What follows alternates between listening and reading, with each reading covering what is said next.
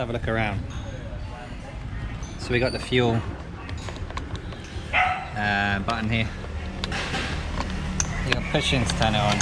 So fuel at the front pops up under there. So that's pretty nice. You don't have to get off the bike to fill up at gas stations. The seat, it's one pretty deep compartment. It's pretty big really compared to most scooters. One big helmet. I don't think you could do 2 helmets in there, but yeah, it's not bad. Okay. So you bought an NVX. Tell me why. Big enough. Use the big bikes. Wanted the best bike for the money. Yeah, good value. There wasn't really a lot of option. The SX and the Vespa was outside of my budget.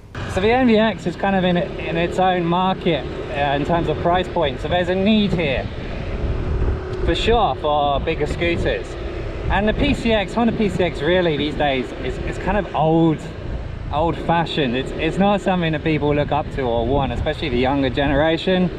So Yamaha have just come in and they're just like, okay Honda, if you're not going to bring out a proper big scooter, we're going to do it, and we're going to do it cheap. And so in this price point, it is the only scooter of this size, which is why it's so popular amongst foreigners right now in the expat community. And Honda really needs to release a competitor to this, because at the moment they just have nothing that's in the same price category. The PCX is like 20 mils more expensive than the NVX. So there's a big price gap between the NVX and the PCX. So really, you know, the only large frame scooter to get is the NVX. It's the only one on the market in many ways. That's affordable. I mean, there's other stuff around. There's still a Shark.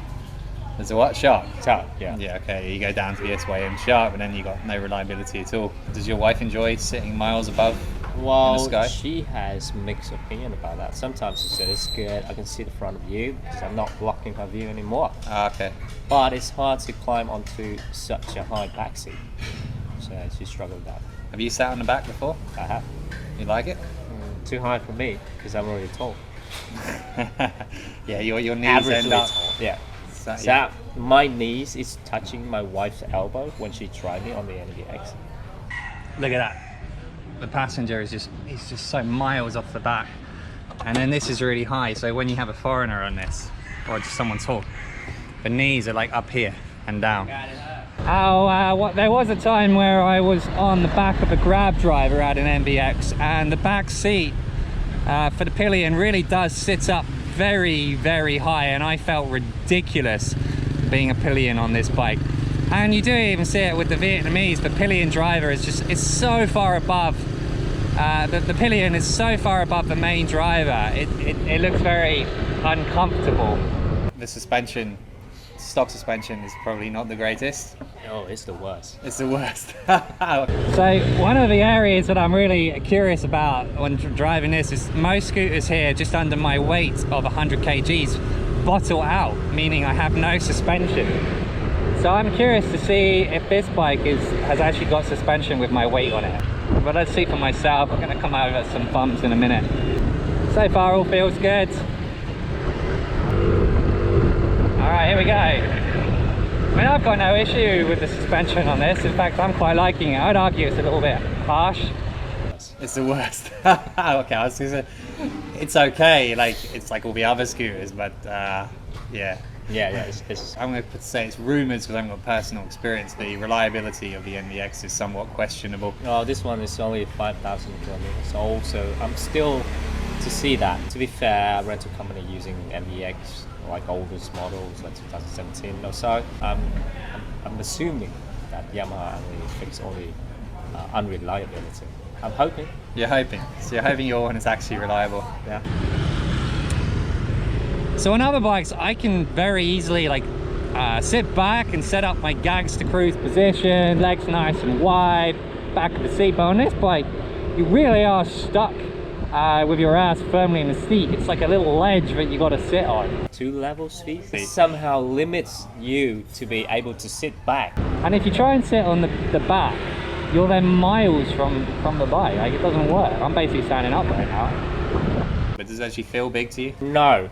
I'm an average build Vietnamese person, but even me feel the bike is not big enough for me. Sometimes I touch the side plastic with my knees. You got that problem at your size? Most bikes I hit my knees on the front, but on this one in particular, this angular thing here hits me right in the shins, which is really annoying. But you're saying the bike's got too much power for the frame. I'm regretting my decision to choose the 155 version Yeah. over the 125cc version, because I see 150cc is kind of pointless with this scooter. I mean, I personally disagree with Link on the power. I think 150cc is nice, but I have not opened this thing up. More power! More power is always better. I mean, it's quick. It is quick. I don't know, I really can't decide how I feel about the power of this bike. On the one hand, it's nice to rock it along on a scooter. On the other hand, it's like, is this really safe? But I completely understand why basically every expat or a lot looking for the NVX, because the only large frame scooter that's affordable. But what I do have to warn is it may look large, but it doesn't feel large. Oh, the other thing is the rack. It doesn't come stock with a rack. So this by default has no rack, and with no rack, there's nowhere to lift it up, you know, in a parking lot. So you lift it up by the plastics, and the plastics rip off. So you absolutely have to buy a rack. GV selling racks around above 1 mil. So you got to spend another $50 on a rack. You just have to have one. But overall, like, I just feel, you know, it's cheap. It's $2,000 for a big bike, well, big scooter with nice engine. It's very, very smooth to drive. It's pretty lightweight, and you can throw it around. Like, it sounds nice too. So it's fun to drive with a lot of power, but it's definitely missing elements in its design, in the way the seat's set up.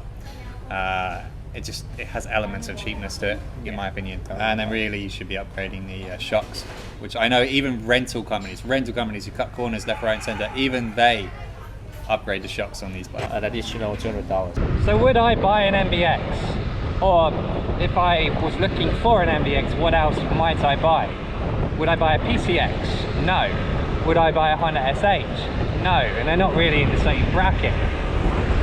So yeah, the NVX is the only bike to buy for this size and this price bracket. There is literally no other bikes that I can think of. But yeah, it's good, nice big tires, lots of grip, but overall a lot of power for what it is.